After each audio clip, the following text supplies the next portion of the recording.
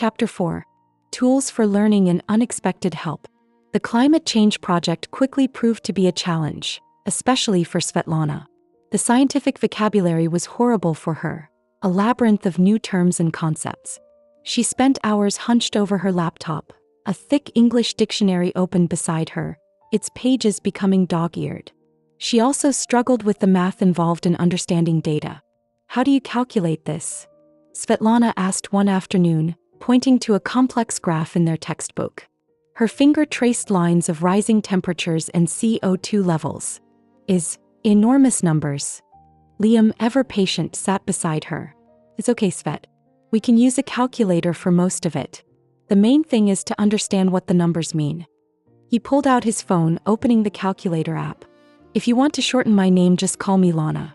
Most Russian names have shortened versions or nicknames, like Vladislav to Vlad or Alexander to Sasha.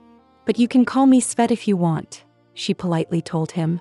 Liam's eyebrows shot up and she smiled. Omar, meanwhile, was patiently helping Svetlana explain complex ideas in simpler terms. "Think of it like this," Omar said, drawing a small diagram.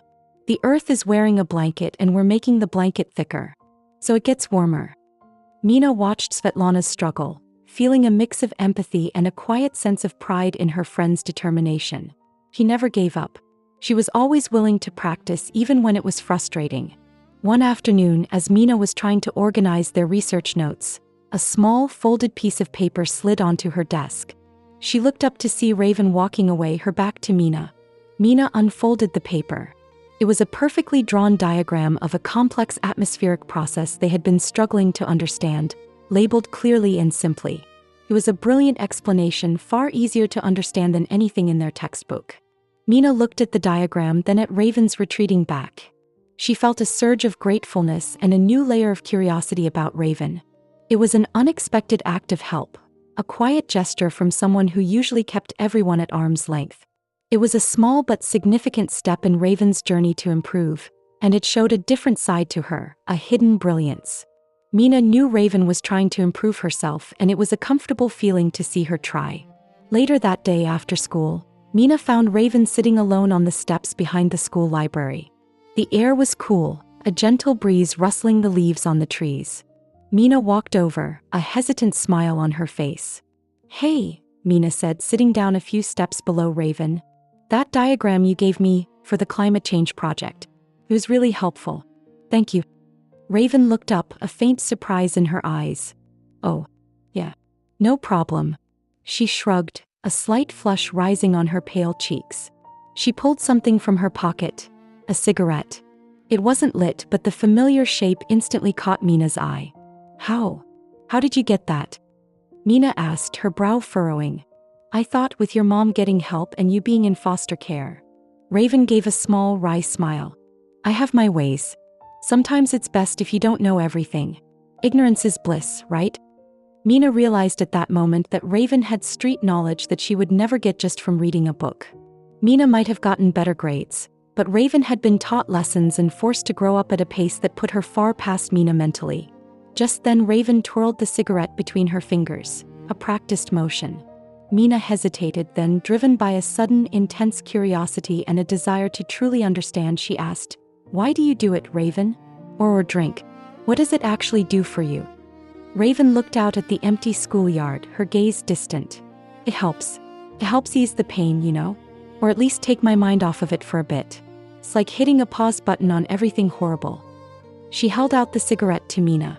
"Want to try? Just one puff. See what I mean?" Mina stared at the cigarette. Her mind raced. She had always been disgusted by it, had seen it as a sign of weakness, of bad choices. But now, after seeing Raven's home life, after hearing her explanation, a different kind of understanding settled over her. It wasn't about being cool or trying to fit in now. It was about escape. And right now, with the endless waiting for news from the adoption agency, with the uncertainty of her own past, escape sounded appealing. She had never truly understood why people turned to these things, but now, a tiny, dangerous spark of comprehension ignited within her. This was a chance to discover that feeling for herself.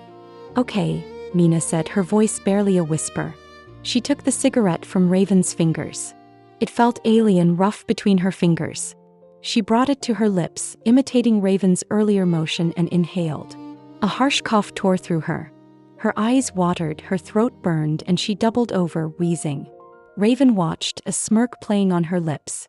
"Amateur," she mumbled, but there was a hint of something else in her eyes, something almost like concern. When Mina finally caught her breath, a strange, light-headed sensation washed over her. A slight buzz, a tingling warmth that spread through her limbs. It wasn't delicious or enjoyable, but it was something. A tiny, fleeting moment of detachment. She blinked, surprised. She realized that it was such a good feeling, this brief moment of forgetting, even if she was focusing on this odd feeling. She knew now why people did it, as she was never able to understand that before, and now it made sense.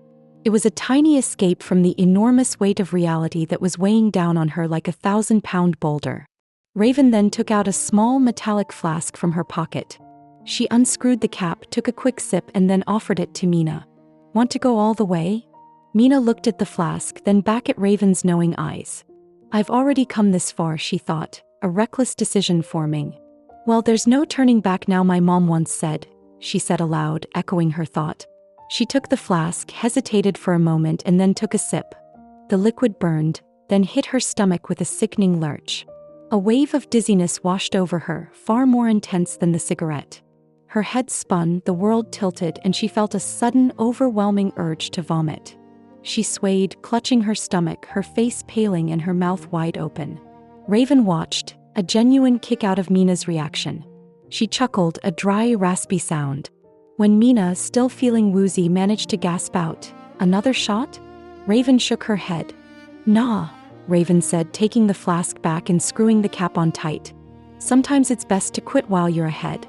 When you escape reality for so long, sometimes that is your reality, and being sober feels awkward to you. You don't want to fail at getting back to yourself." She stood up, looking down at Mina. "Just a little taste. Enough to understand. The ball is in your court now, Mina. What you do with that understanding is up to you." She walked away, leaving Mina to slowly prepare herself to stand up, the lingering taste of sickness in her mouth.